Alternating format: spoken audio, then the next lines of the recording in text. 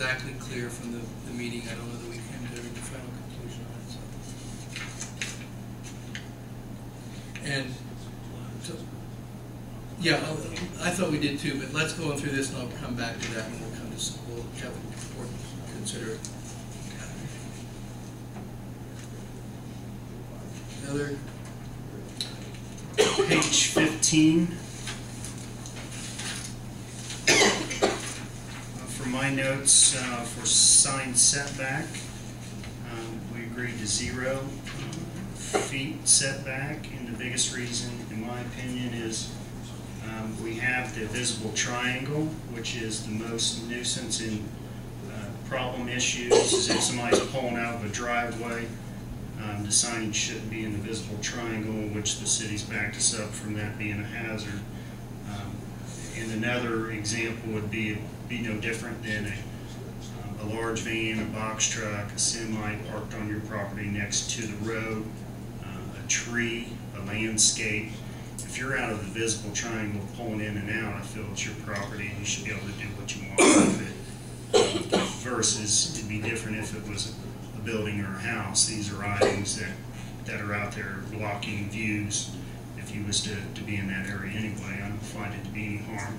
And another city that does this and approves the same method is Columbus, Indiana.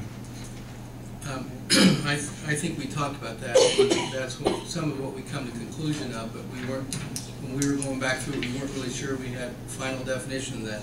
I think if we use the definition of vision clearance triangle standard, I think does give us some coverage with regard to location. One other thing that I think might be of help, perhaps, is that if we have something there, and plus the sign, it can be 0 setback, but the sign really can't overhang onto the public right away. So we have some definition of that, and we'll come back to that point when we got two issues now to discuss after you finish. And you know, if you wanted to give yourself some cushion, say 1 foot. You know, that way nobody has an excuse saying it wasn't marked correctly, the property line or anything. Okay, thank you. Page 17 with the historical district. Would the city still police that? Yeah, it goes through, the way the ordinance goes, it goes through the city for getting a certificate, correct? Yes, we look at them for... According to the guidelines and all that. First, does it meet the square footage requirements of this ordinance? Mm-hmm. And then if it seems to fit within the guidelines, then the Historic Preservation Commission has allowed staff to make that determination. If it's something that is in conflict with the guidelines but still meets the ordinance, then we bring it in front of the commission to make that determination. Okay, clear on that? Okay, Sean, go ahead. Page 21. Interstate interchange sign. Nope, Section 312. 312. 18 of the one. Right. One form of it. Yeah. 312. That's why the second numbers are there. Go ahead, Sean, please. The last line, sign subject to final review by Planning Commission and following recommendations of Zoning and Planning Department.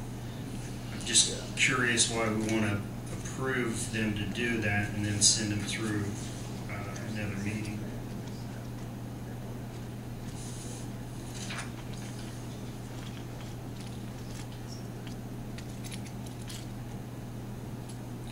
Basically, this is a site issue, I think, and that's the reason that we're asking them to do that. And we've got 2 interchanges, so it's not going to happen very often that we're going to be talking about this. So I don't think it's my estimation, I don't think it's a huge deal to ask for. Okay. And again, what the others think about it, we'll let them chime in. Down at section 313. For temporary signs, may be located, 32 square foot sign may be located off premise from the event location not more than 30 days prior to set event. I'd suggest adding some verbiage about with landowner's approval for the off-premise sign.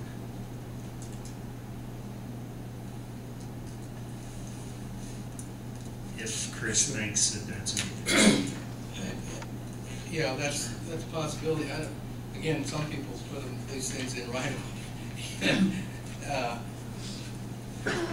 That wouldn't be. We try to notify them when they're within the right of way, but there's some city-owned property in Maine and Lincoln that nobody has permission. Yeah, that's common. That's town happens. square. Okay, go ahead. Good point. Well, I think we can maybe add that. Makes sense. That's all. Thanks. Thank you, Sean. Couple of things that Sean brought up that we had talked about earlier. One dealt with the question of indoor signs. I don't remember now what section that's under. Do we want to kind of give that some further discussion now? And Tom, you started to say that you thought we had dropped that. Section 3.2 is the exemption. Yeah, it's on page 10. I believe that discussion was either in September or October, and I'm sure we struck that, saying it's a point that you Well, look at somebody's window. This is an exemption, so this is saying that those types of signs are exempt. What we struck after September was the discussion about menu or signs that are in people's windows that you can see, like a menu sign or a commercial business having a rolling sign. Yeah, I'm just telling. I'll pull up the exact what was discussed. My notes didn't have that struck, but I could be wrong. So. Yeah, what we're saying, we're saying it's exempt, is what we're saying. We're saying it's exempt, and I just wanted to. You don't have to get a permit for it. You don't have to get a permit for it, we just brought it back to make sure that's exactly what you all Yeah, want. It was with concerns about it, and we exempted it, we just wrote it in the exemption. I think that's what, so we're saying the same thing. Well, yeah, but I want to make sure that we had captured what, as Chris was saying, we captured what it was that you all intended. All right, again, look at it again, reread it, if there's any questions. The other thing that I think Sean brought back for substantive discussion was the setback. We did talk about it in one of the different meetings about whether or not we needed a setback and how far it should be and so forth. I thought we talked about moving it up from the 10, but at this point I wasn't sure where. So if we do that, is that what we thought? Is that what I you all thought we were recall? just gonna let it be within whatever the vision triangle. Okay. The chart that Sean sent does not have a specific setback listed on. Well, as long as it doesn't protrude over the public right of way and outside of. But the vision triangle before was defined to be a corner lot with the intersection of two rights of way lines. Okay. We have since amended that definition such that it also includes from edges of pavement of driveways entering the site with the right of way line. So it takes into consideration where you do need to see that, have that setback so that you can see to get in and out safely. And it gives the same thing for, same definition that you talked about. Basically, any driveway is what we Right. wanted to add Right. for safety. Well, driveways and corner lots. But before, the vision clearance triangle only pertained to corner lots. Yeah, we're gonna see some variance issues down the road with some corner lots, but Well, we'll cross that bridge when we get there. So the question is whether it's 0 or 1 foot, as long as there's also the vision. I mean, I'm okay with the vision triangle. I'm also okay with also adding, I think, that no sign is to, project beyond the property line. into the. Yeah, I'd be okay with that, you know. And then whether we go one, and I think Sean's discussion was, well, if there's a question about where the property line is, you put 1 foot, then you're probably within it. If somebody's wanting to push the envelope a little bit. I don't know that 1 foot, so it's up to you all. I'm okay with 1 foot, I guess, that way the guy can't say that he didn't know where the line is. You guys are okay with that? You got something there to say? If you say 1 foot, then you've got to make sure they know where the property That's true. is. You okay with that? Yeah, sounds good. Okay, you captured that, Chris? Yes, sir. Thank you.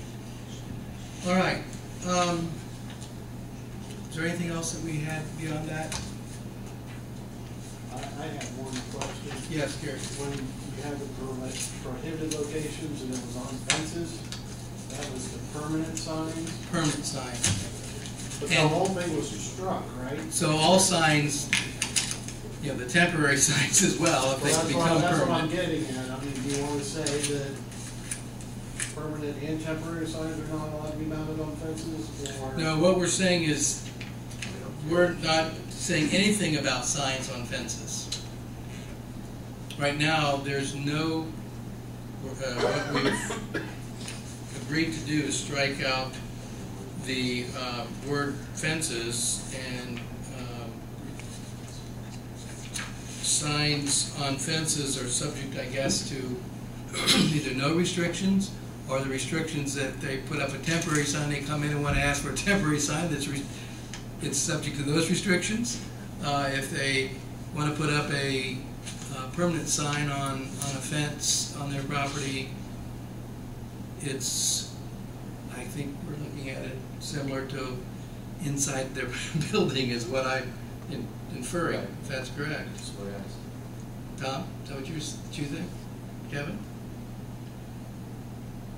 That's where we're at now. Okay. And what we'll do is, if you've got concerns or other people have concerns, that's what we need to ruminate on a little bit here in the next 2-3 weeks before we come back with.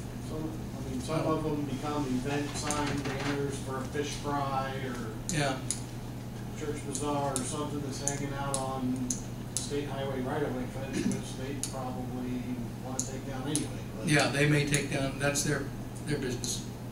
If you get too much into that, I know like the Little League Diamonds, they rent out signs that they put out there. We do Mhm. at our softball and baseball fields. They're temporary in that the 2 months that the season's going on, or 3 months the season's going on, they're out there, but they're off when the season's over. But it does generate revenue for both of those nonprofits. So I think if you say no signs on fences, we're accountable to that too. Well, we've got a whole lot of people out there that are suddenly in violation of the ordinance without their knowledge. Okay? I would add is you may want to consider if you're going to make it so that fences is not a prohibited location, that you add language or a section in here somewhere to address what can or cannot be on a fence sign. For instance, if I want to put up a fence sign that says my neighbor's a jerk, can I? I mean, can I put up a nuisance sign? If I get a permit, I mean, as long as I fit all of the other requirements, it's just something you may want to think about is if you're going to allow fence signs, do all of your other definitions cover it? I think this is an issue that we don't have to do. I'm more inclined to think that too. I think that's a problem that we have more problems than the sign. Or greater problems than the sign. Okay. Okay, well, gentlemen, Sean, yes? I forgot one, sorry. All right, what is it? On my page it's 16, but this older document, letter D, electronic changeable copy signs. It's About on half, page 16, yes, it's under section 3.8D, yes. about halfway into it, it mentions,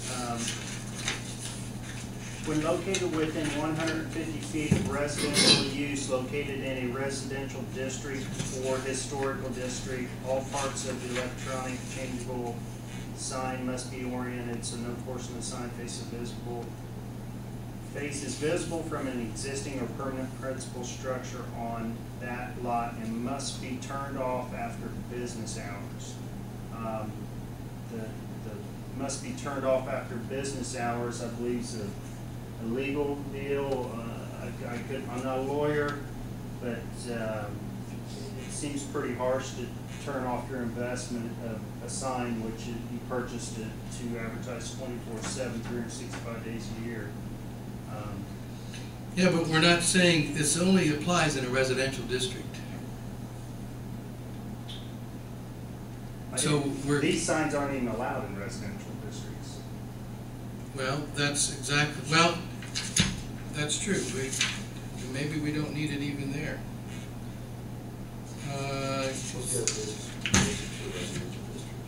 Well, it could be adjacent That's to. what it was intended to address. Okay. Yeah, the one. Oh, within 150 feet out. We And then do- or located. I got the or located. I'm sorry. Yeah. Surely the second clause should be stricken, because they wouldn't be in a residential district. It would be when located within 150 feet of residential use.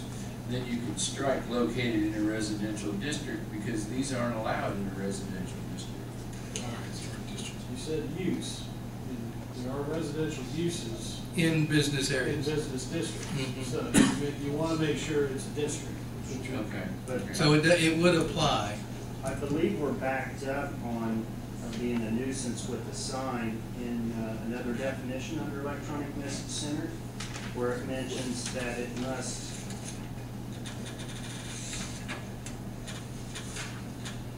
no electronic message center shall be permitted adjacent to a Adjacent. residential property without approved screening materials such as building, fence, or landscape. And where is that again? That's on Page 13. page Yeah, it's on 13. this. So we can strike the, it must be turned out after business hours. Because the nuisance would be covered by the screening, is what you're saying, right, John? And then if not, the city has a backing. Right. The individual has to put proper screening up or it's illegal. Right, right. So we can strike that last part. Are you okay with that, the rest of you? What is the real difference between electronic changeable copy sign and electronic message sign? Same thing. Same thing. Why do we have to replace it in the ordinance? Because we're cool.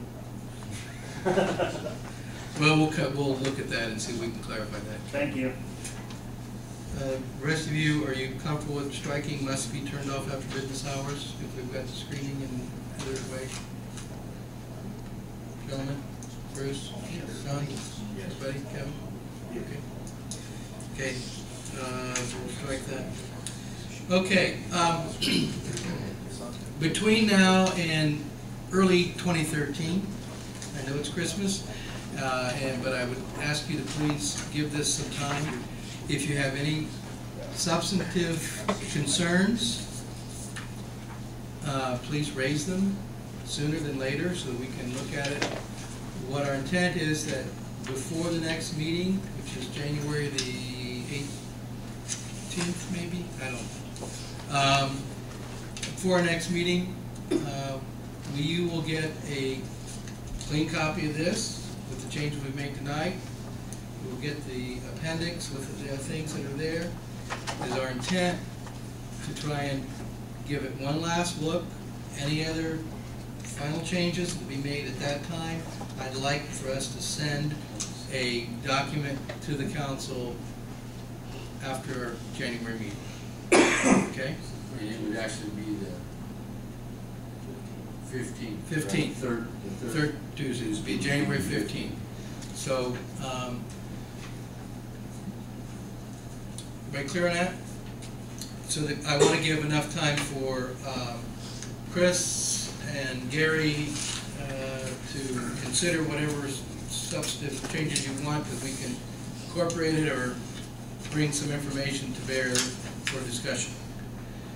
Okay. With that, we will lay that aside. Everybody okay with that? Status of unsafe buildings report. I think Gary sent us a report. I don't know if you have any questions, or you have any updates or anything you want to clarify? Well, I think Chris might have one on Mr. Lemasters. He had started making progress in fixing the roof, but it seems to have stalled significantly.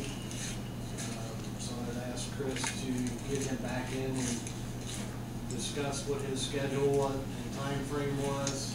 I have not yet had an opportunity to speak with Mr. Masters, but I Where have. is this? Which one? This is the one on Ireland. Ireland. Okay, thank you. But I intend on bringing him in and discussing with him what his time period and frame is. Not on my list. Not on my list either. Might not be on the list because we had reached an agreement with him that he would clean up his backyard and put a roof on his structure that's back there. He had started doing the cleanup and been moving towards that, and then has since stalled and not moved anywhere since then. Okay, so you're back on. Yeah, I'm gonna be back on bringing him in. The one I would ask the council or the commission's permission on is the Wilson residence, which is the one on 606 Northeast. Yeah, Northeast Street. When prior to the last meeting, I gave them through their council 30 days to do something. To my knowledge, they still haven't done anything on that property, and I don't see that they have any intention of doing anything.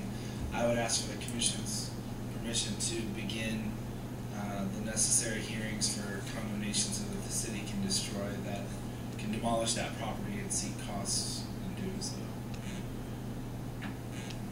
Okay. So, Are you? You want me to make a motion? Well, I mean, that would be appropriate, I think. yes, I think. Is there, you all know, you all been by it, you all know what we're talking about. It has been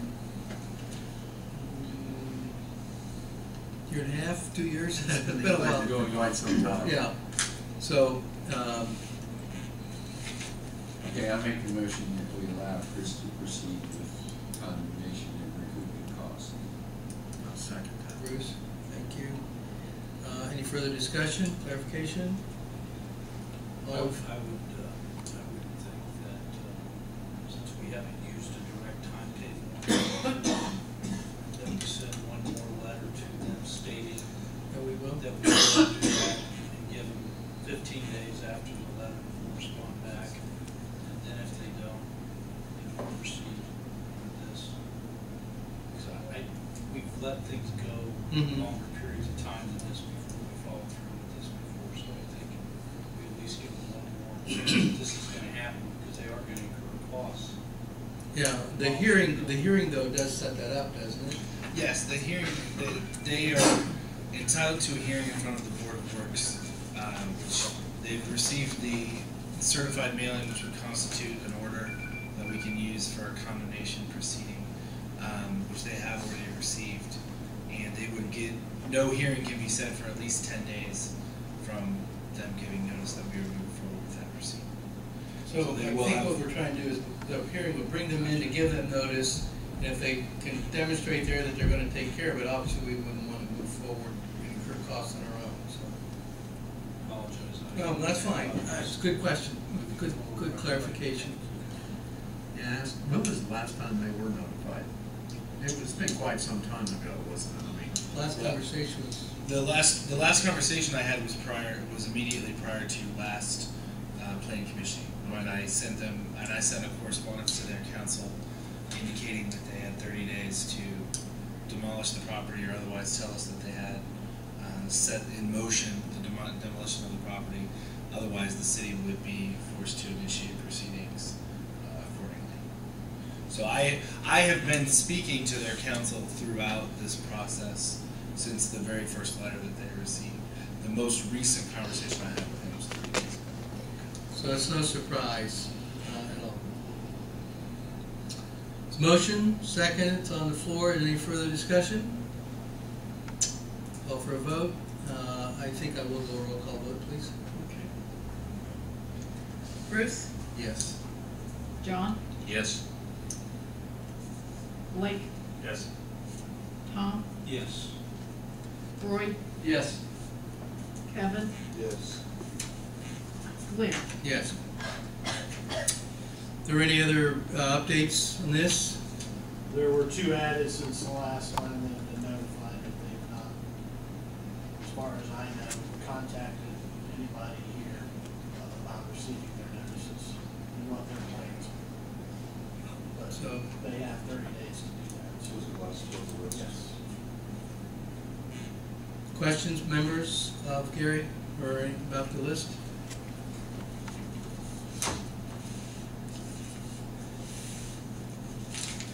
Okay, I've got 2 items of business to add. Does anybody else have any other items they want to add to the agenda? One is, as you all know, and we mentioned this a month or so ago, that Nancy has decided that she's given a lot of time and she wants to spend some time doing other things. So this is her last meeting tonight, and we want to thank her for that. She gave us enough time in order for us to find some replacements, or a possible replacement. I don't know if Roy's been able to think of anybody, but I have thought of someone, and I want to bring it to your attention.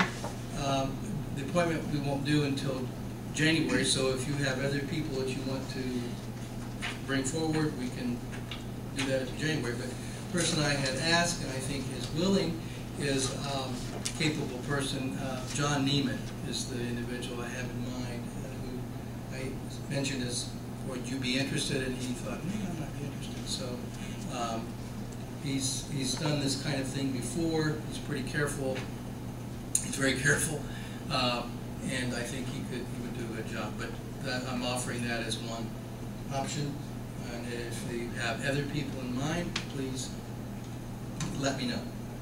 I would be willing to ask, or we can see what's going on. Okay. So the only other thing is to give Nancy a hearty thank you and a real gratitude for all that you've done for the many 10 years or so that you've been doing this, probably at least 10, I have a feeling. I remember when you started, and I have bad memory, so it could have been longer than that. But I'm very grateful. Mayor, you have something you want to add here, please? No, we had a hard time around on assistant planning commission, MPA, also makes around 10 years or so. It's been, let's see, Frank Manis was in office, Steve Taylor was the city attorney, and Kathy could not write fast enough to do the meetings and take notes. We had hot and heavy materials then, I'll tell you. Yeah. Wasn't as tedious as this, but it was more exciting. We kind of went for 10 years at least, took the changes, but Greg one too. But Nancy, appreciation for the city of Greensburg. Nancy Shannon, at least 10 years of service in the city of Greensburg. City of Greensburg. Okay. Thank you very much.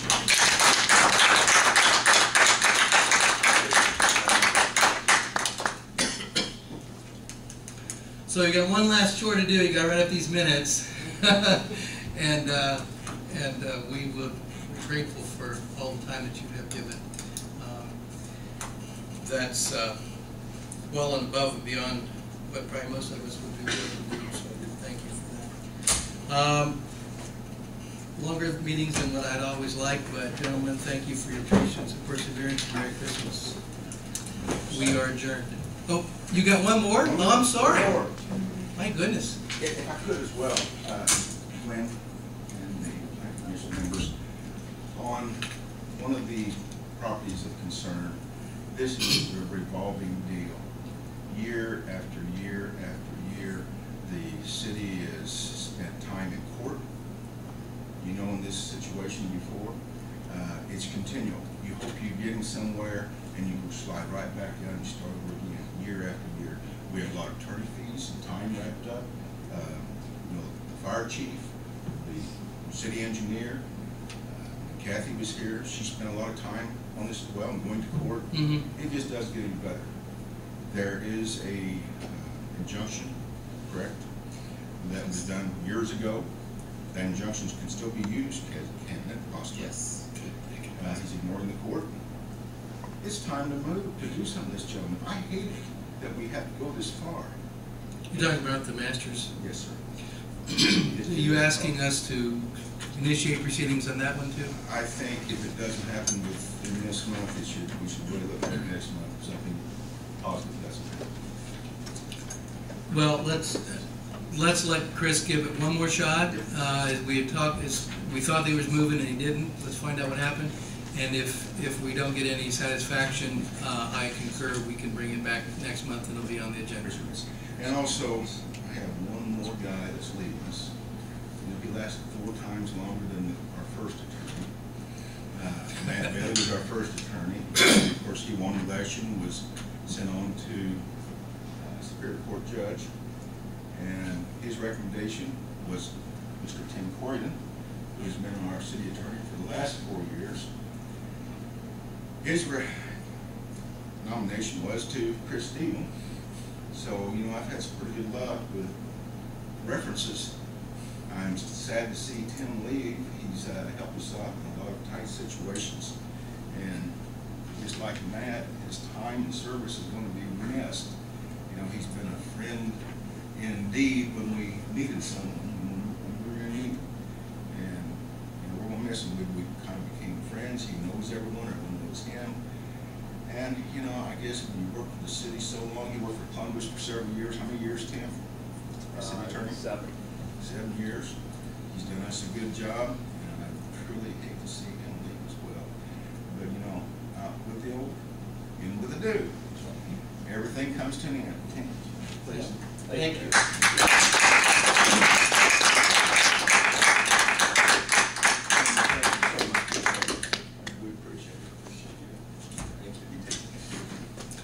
Okay, not to rush you off, Tim, but we'll give you our greetings after we close this meeting. Merry Christmas, y'all.